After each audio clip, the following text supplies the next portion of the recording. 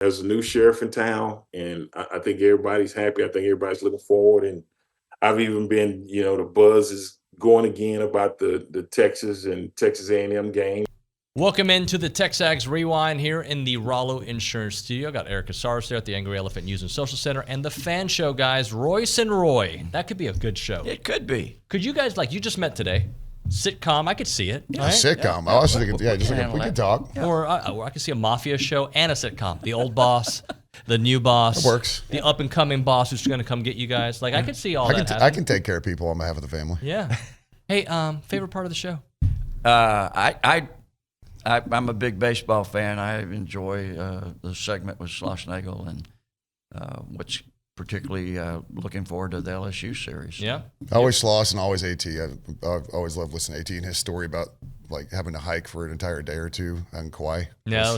That was pretty good. Yeah. We also had Richmond Webb on the show. Steve Denton was on the show. Let's see. We had the fan show guys on the show. Brian Corton on the show. It was a busy. That was a good one, too, Brian.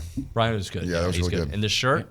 I know. I know. I've been admiring it. Yeah. What size is it, by the way? It's an extra large. Triple XL. Triple. I just make it look tight. Yeah. Triple X. Yeah. Hey, now, not that kind. All right, it's the Rewind. Check it out.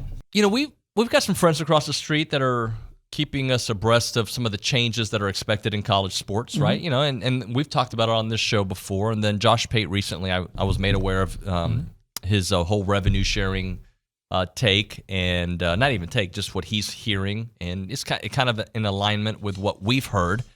So I kind of wanted to go through a little bit of that and some of the new details that have emerged out there. Some of it I think we've discussed or alluded to. Some of it I think is kind of new, but he thinks it's going to happen soon. Mm-hmm.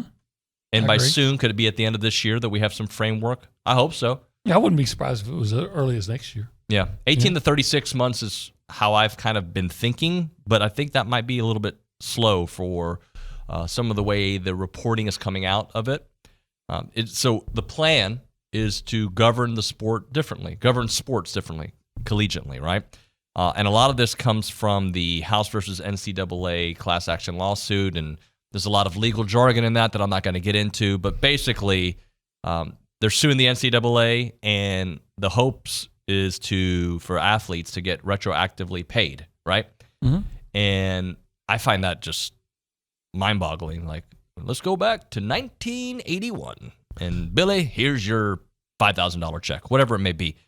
That's going to be in the billions of dollars to do, and it's going to, Well, first of all, I think you have to look back and say, how far back does it go? Right. And then you set, I would think, your pay out, if you have to, based on what the economy, what the value of the dollar was then. Right. Because, if I'm getting paid for what I did in 1995, should I be getting paid by the wage rate of 2024? Right. Well, 100%. But this is why I think the player's side, right, or the lawsuit side, is hoping that there's a settlement, right? So on the Power 5 side, let's just use them as the barometer here. They want to settle before, right? Right. To lower that number as much as possible, come up with a framework. Hopefully Congress does help them. And when they're talking to Congress, I wonder when they start saying, hey, but let's talk about what they did receive. Coach, I see the A&M baseball Twitter account has announced your starting rotation this weekend as Ryan Prager, Tanner Jones, and then TBA on Sunday.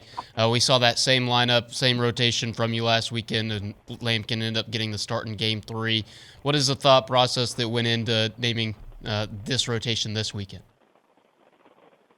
Yeah, that's inaccurate. That may be my fault, sending a bad text message. No, we're going to throw Prager, Lampkin, and then we'll decide what we're going to do in the third game. So Lampkin will pitch the second game. That's probably my fault in communication with our media relations guy. But I will. But it's going to be, Prager on the first game, Lampkin in the second game, and then more than likely Tanner.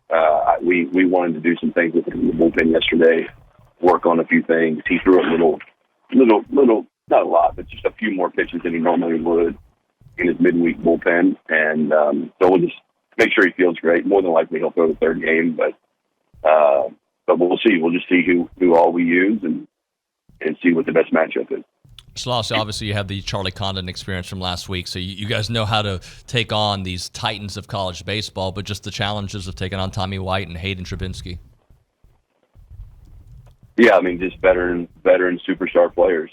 And you can put Jared Jones in that mix. Big right-handed power. I'm not sure exactly how the wind plays there. I think if it's warm, it blows out. Or I don't know if it blows out to every part of the park like it does at Bluebell, but it's certainly going to be an offensive place. So, again, the most important part of pitching to those kind of players is you got to get the guys out around them, so that when they're going to get their hits and they're going to do their damage.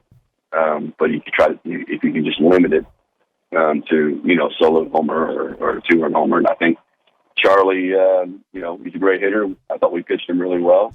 The times we made a mistake, he made us pay for it. But when we made good pitches, I mean, Lansing struck him out. I think I don't know if Evans struck him out, but he hit.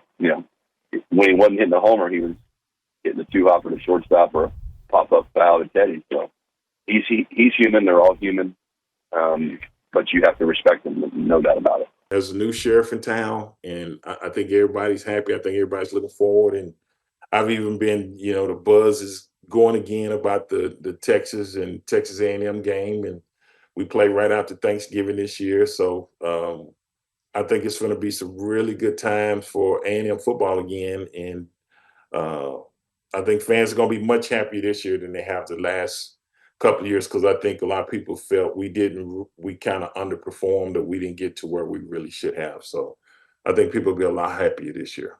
If they're able to keep Connor clean, what kind of year do you think he can have? That kid's got an arm, and the good thing is that the two guys we got backing him up, they can play as well. So it's a rarity in college football or even in pro football when you have guys of that caliber. I remember I was at the TexAgs Bowl here in Houston in December and watched the Aggies play. And I think it was Henderson got hurt, and the young man, the true freshman, came in. And I know how it works, because most of the time the starter's going to get the majority of the reps. But for him to come in and perform and make plays the way he did, I was like, man, we're in really good shape. We got a really good nucleus of quarterbacks. The thing is when everybody else finds out you got that, a lot of time they try to recruit the guys that's, sitting behind those guys to, help their program, this and that. So that's why you typically lose guys. But to be able to maintain and keep all three of those guys, I think we in really good shape. But I think Connor, with the offense from the offensive coordinator from Kansas State, they really put up points and stuff like that. So he could possibly be in the Heisman race. He just got to stay healthy. That's what slowed him down last year. But he's shown that he can perform in big games and stuff like that. So he could be a candidate for the Heisman. So I'm looking forward to it. It really shows you how special we are. Georgia, they were like 2 steps from a dog pile because they salvaged a win. Right. Alabama, the pitcher wins and he just stands there and poses like, don't get me wrong, that was one of the most fantastic relief outings I've seen in a long time from anybody. But congratulations, you didn't get swept. Right. So it just shows you where this team is, that the celebration level is that high because you managed to not get your doors blown off all 3 games. Right. Well, let's talk about this LSU series, because I find it interesting in multiple reasons. You got a team that won the national championship. Yes, they're different, but they got a lot of talent. You got a team that is hard to play there no matter what their record is, right? And you got a team that is desperate for their postseason lives. Right. Sure, I think Richard was talking about earlier that they're going to play in the SEC tournament, but anything beyond that is no guarantee, and they could be written out of the story real quick. Yep. Royce? Well, no, I think it's a very important series for us, but anybody thinks we're going to go over there and kick their tail without a fight anyway. And, they'll see this as a big opportunity. If they can win at least 2 games against the number 1 team in the nation, that'll elevate them. And they're the kind of team that has not performed up to their capabilities yet, and that's what's concerned me. I'd rather have played them earlier in the year.